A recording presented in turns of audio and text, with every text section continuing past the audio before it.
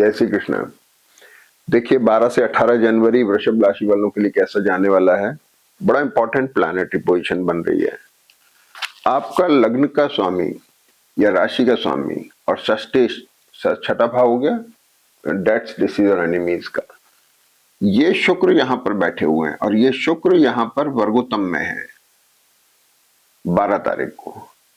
मंगल भी वर्गोत्तम में है, बुध भी वर्गोत्तम में है। अब सबसे बड़ी चीज क्या है, शुक्र बैठे हुए हैं मंगल के साथ और बुध के साथ। तो शुक्र मंगल और शुक्र बुध कफ का कारक हो गया और बुध जब मंगल के साथ बैठ के आ गए तो चीज ग्रिम हो गई। अगर इन्फेक्शन लग रहा है, कफ कोल्ड का, सर्दी बहुत तेज है, तो आपको ध्यान रखना, नहीं तो ये गहरा जाएगा, आपको एंटीबायोटिक पे आना पड़ेगा। इसके लिए सबसे बेहतर ये थोड़ा ध्यान रखें सेहत का विशेष तौर पे।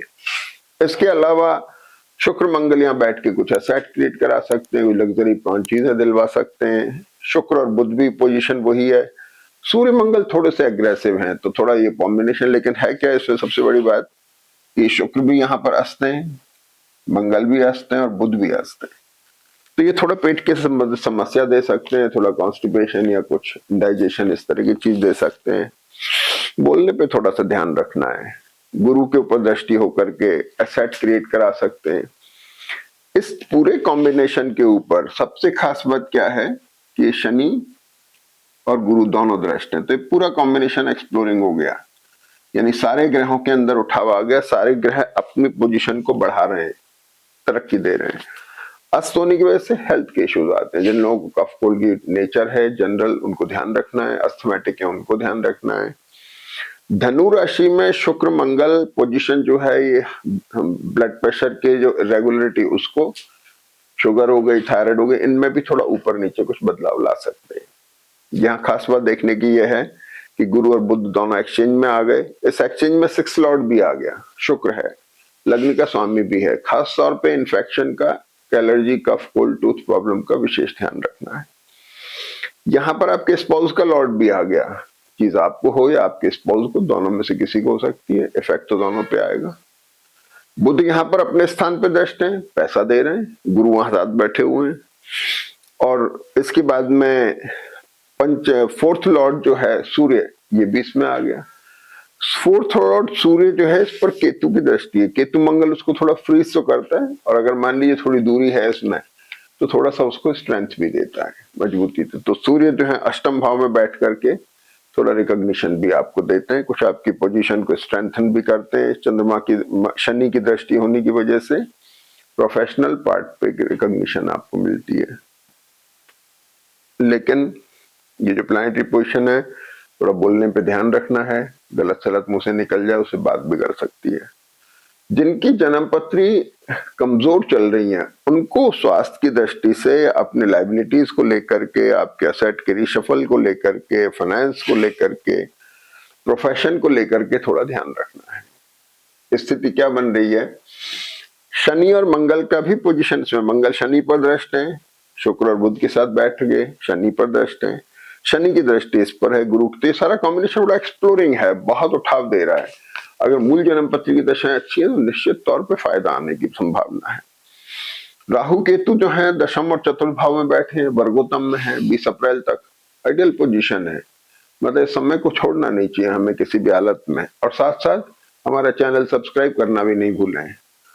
तो अब यह है कि गुरु जो सेकंड हाउस में है, अष्टम पर दृष्ट हैं, तो वीक की शुरुआत के अंदर, लेकिन ये सारे ग्रह जो है बदल रहे हैं इस वीक के अंदर।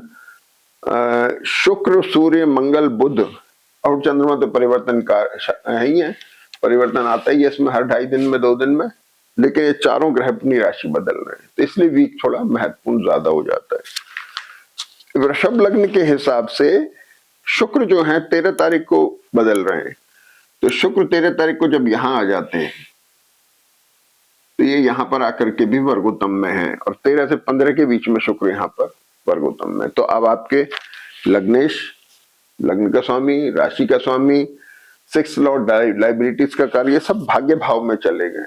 भाग्य भाव में जाकर के वर्गोत्तम में होकर बैठे, प्रोमिनेंट बन रही है पोजीशन, स्ट्रांग बन रही है। आपके चार्ट में पॉइस करेक्टर डेवलप हो रहा है शुक्र के मकर नवांश में जाने, मकर राशि में जाने से। शनि उसको मदद दे रहे हैं। दूसरी बात, 14 तारीख को सूर्य बदल रहे हैं, मकर राशि में आते हैं। सूर्य जैसे ही मकर राशि में आते हैं तो ये भी वर्गोत्तम में आ जाते हैं। और ये 17 जनवरी को शाम को 10 बजे तक ही वर्गोत्तम में है। अब मजेदार बात है कि आपका फोर्थ लॉर्ड सूर्य जैसा जो आत्मकारक ग्रह है वो वर्गोत्तम में जा रहा है। शुक्र आपका लग्न का कारक है, राशि का कारक है, वो वर्गोत्तम में जा रहा है। बुध आपका पंचम भाव का कारक, वृषभ लग्न में बुध को एक योग कारक ग्रह की संज्ञा दी जाती है। हालांकि शनि योग कारक होते नहीं, बुध भी कमजोर नहीं होते। तो बुध की वृषभ राशि और वृषभ लग्न में पोजीशन बड़ी मजबूत, बड़ी महत्वपूर्ण मानी जाती है। तो धन के कारक, आपकी विद्या बुद्धि संतान के कारक, इनको इजाफा मिल रहा है, बढ़ोतरी हो रही है, सब स्टेबल मोड में जा रहे हैं, बेटर मोड में जा रहे हैं। आपको इन सभी जगहों पर कुछ फायदे की संभावना दिखाई दे रही है। इसके बाद बचा मंगल। तो मंगल भी यहाँ पर देखिए आपकी बदल रहे हैं 16 जनवरी से 20 जनवरी तक। अब मंगल यहां से बदले मकर राशि में आ गए। मंगल की राशि मकर राशि में उच्च की राशि होती है, मंगल उच्च राशि में होते हैं। तो यानी मंगल भाग्य भाव में बैठ के उच्च राशि में, तो क्या कर रहे हैं, मैरिटल और बिजनेस रिलेशनशिप को स्टेबल कर रहे हैं। शादी ब्याह से मामले जिनके हो रहे हैं उन लोगों के लिए बहुत फायदेमंद है। लग्नेश और सप्तमेश दोनों साथ में भाग्य में बैठे हैं, बहुत अच्छा एसोसिएशन है अपने स्पाउस के साथ में प्रोफेशनल पार्ट पर। और आपके जिनके शादी ब्याह के मामले चल रहे हैं वो स्टेबल मोड में जा रहे हैं। तो बहुत अच्छा कॉम्बिनेशन हो गया। मंगल यहाँ पर वर्गोत्तम में भी है 16 से 20 जनवरी के बीच में। अब देखिए बड़ी मजेदार परिस्थिति है। मंगल जो शनि से एस्पेक्टेड थे वो शिफ्ट होकर मकर राशि में आ गए। शनि मंगल अमूमन अगर द्वादशेश और अष्टमेश इफेक्टेड है तो विदेश का कारक भी बनता है।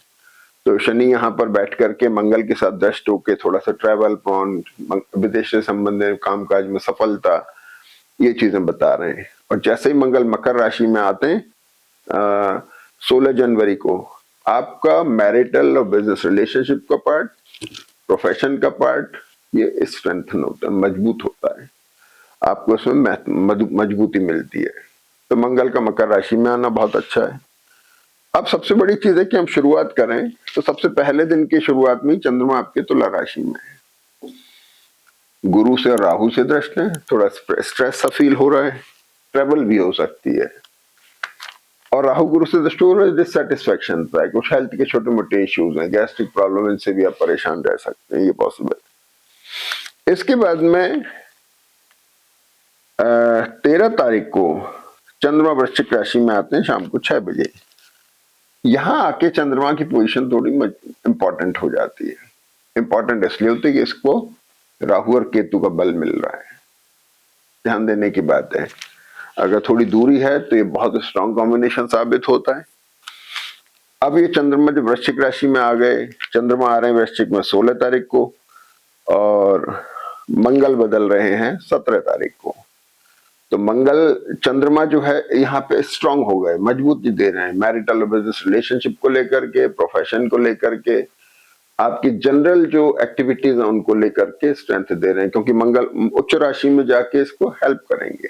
ठीक है, तो मैरिटल बिजनेस रिलेशनशिप को लेकर कंसर्न है, थोड़ा सा उसकी तरफ देने की जरूरत है ध्यान। बाकी ये बहुत अच्छा कॉम्बिनेशन, इसमें फायदा आ रहा है, दिखाई दे रहा है। ठीक है, इसके बाद में अगला एपिसोड होता है कि चंद्रमा आ जाते हैं धनु राशि में। चंद्रमा धनु राशि में आते हैं 18 तारीख को। वीकेंड के अंदर चंद्रमा धनु राशि में है और ये वर्गोत्तम में चले जाते हैं सुबह 10:15 से लेके शाम को 16:40 तक, मतलब करीब 4:45 बजे तक ये वर्गोत्तम में पोजीशन रहती है। तो चंद्रमा आपके अष्टम में आ गए और जब चंद्रमा यहाँ आ जाते हैं तो आपकी ट्रेवल प्रॉन कैरेक्टरिस्टिक बन गई। शनि से दृष्ट होकर रिडिफाइनिंग मोड में चले गए। ठीक है ना, गुरु और शनि से दृष्ट होकर चंद्रमा बहुत एक्सप्लोरिंग पोजीशन में है।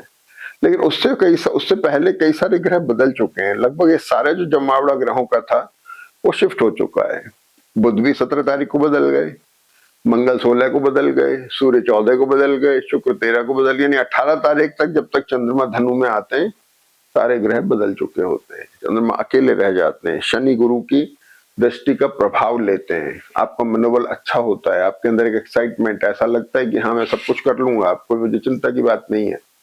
आप में एक अजीब सा कॉन्फिडेंस आता है, सोच विचार चलता है, आप सही निर्णय लेने की स्थिति में जाते हैं, क्योंकि सारे ही ग्रह मजबूती पे जा रहे हैं। इस चंद्रमा के ऊपर गुरु की भी दृष्टि है। गुरु यहाँ पे अष्टमेश के कारक हो गए।